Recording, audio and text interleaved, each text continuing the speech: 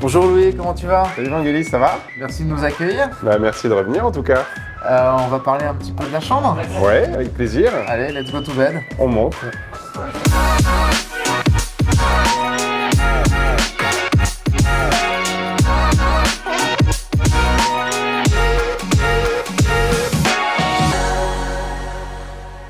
Tu sais, on avait ces 5 dernières années, on avait cette tendance qu'on avait appelée, par simplicité intellectuelle, j'imagine, le lifestyle. Où on disait, il faut qu'on mette des rooftops, il faut qu'on fasse des lobbies sympathiques, il faut qu'on change nos salles de réunion en creative room, il faut qu'on remette de l'atmosphère, de l'ambiance, de la convivialité sur les points de restauration et de F&B.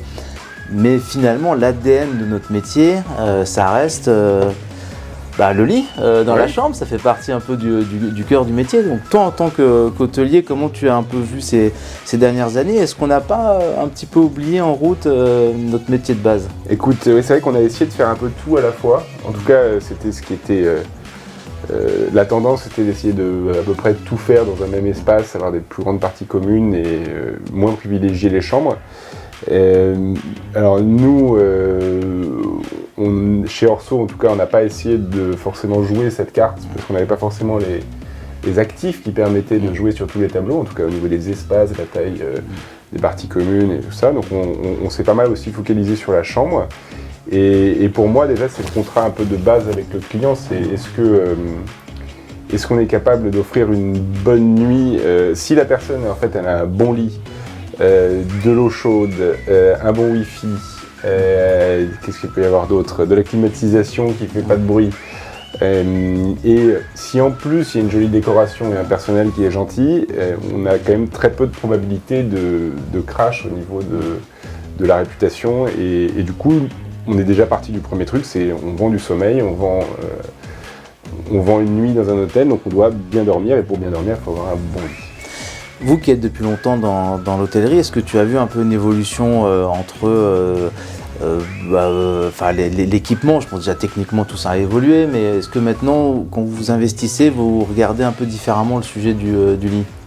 Alors avant c'est vrai peut-être avant Orso, on se conformait un petit peu aux préconisations qu'on avait selon la gamme. Donc on va dire que dans un 3 étoiles, il fallait une tel type de literie 3 étoiles. Et maintenant c'est vrai qu'on se dit que finalement le surcoût payé est parfois dérisoire à l'échelle de l'investissement et qu'il vaut mieux aller chasser dans une gamme supérieure, voire très supérieure. Dans un 3 étoiles, pourquoi est-ce qu'on n'aurait pas le droit d'avoir un lit 4 ou 5 étoiles si on peut se le permettre?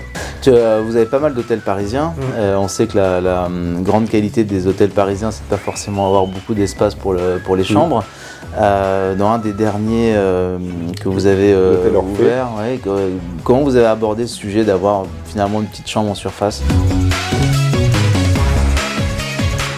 Alors c'est vrai qu'à Paris, on est souvent contraint par l'espace. C'est une ville qui est très dense et notre objectif, avant tout, c'est que le client puisse avoir le meilleur sommeil possible parce que c'est ce qui vient quand il vient dans un hôtel. La réflexion va être de se dire, on doit positionner un lit et finalement le lit conditionne l'aménagement de la pièce. Le lit, c'est la première chose que le client va regarder quand il arrive. Donc on a envie d'avoir des lits qui soient généreux. Donc on fait vraiment attention à la taille pour avoir la plus grande taille possible. Et le lit finalement va un peu ajuster la tête de lit, les tables de chevet, la circulation de la pièce. Il ne faut pas que parce que les chambres sont petites, on réduise la taille des lits. Donc on va vraiment toujours chercher pour le maximum de confort pour nos clients, d'aller mettre les plus grands lits possibles.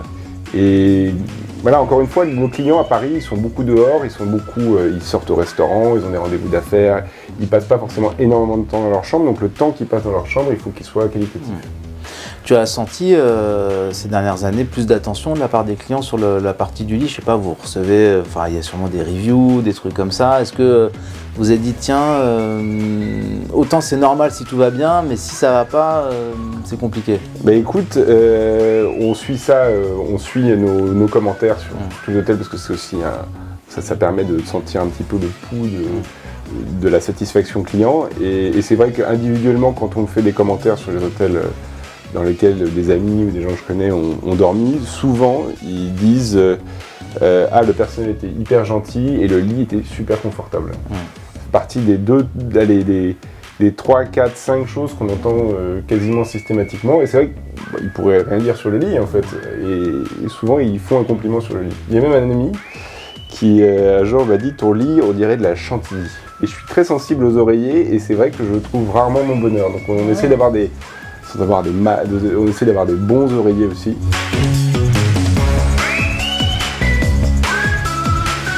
Moi, ça fait 20 ans que je fais de l'hôtellerie. Au début, on était vraiment un couchage finalement matelas à ressort, assez épais et plutôt mou, et avec serviettes et couverture. Et puis depuis 20 ans, le couchage nordique, la couette et les oreillers tels qu'on voit ont pris la main.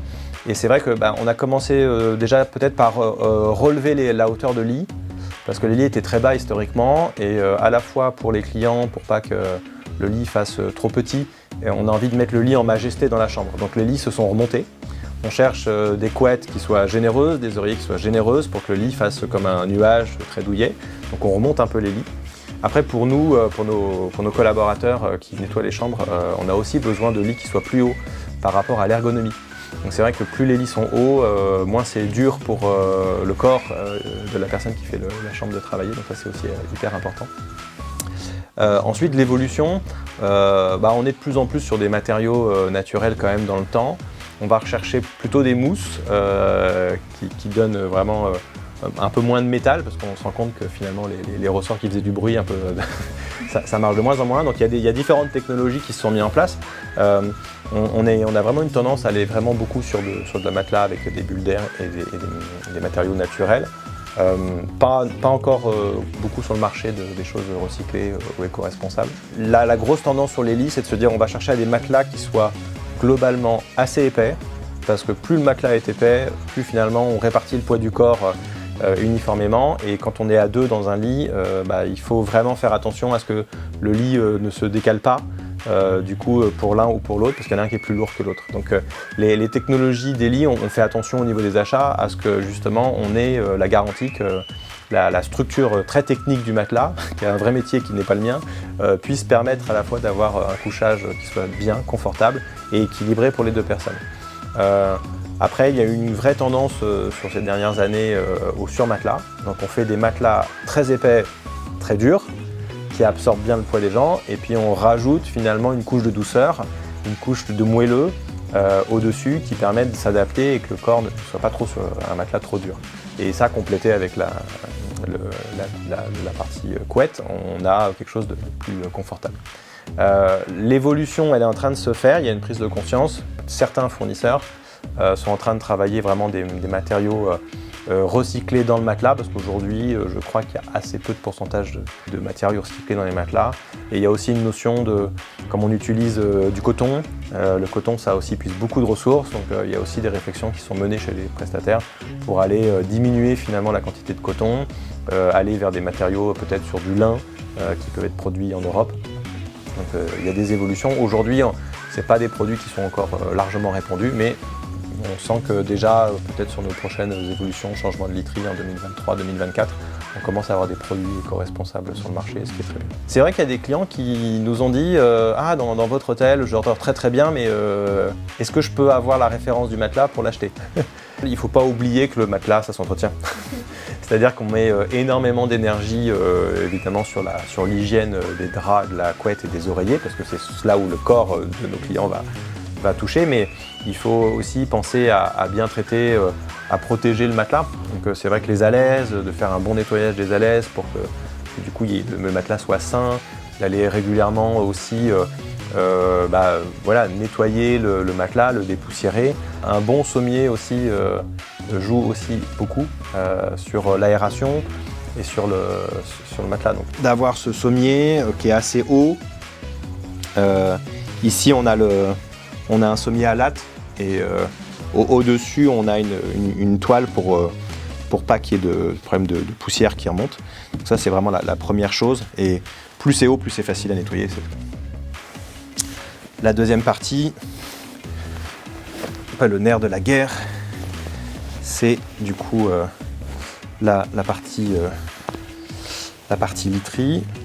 Donc là On disait, il y a la laise pour vraiment protéger au maximum le matelas des taches, donc qu'il faut vraiment beaucoup entretenir. Et du coup, là, on a la partie matelas qui, du coup, lui, va être assez ferme, et puis une partie plus sur matelas qui est mobile et qui, lui, du coup, donne un peu plus de moelleux. Et les deux sont séparés pour qu'on puisse nettoyer à la fois le sur matelas et le changer, et ensuite la partie sommier.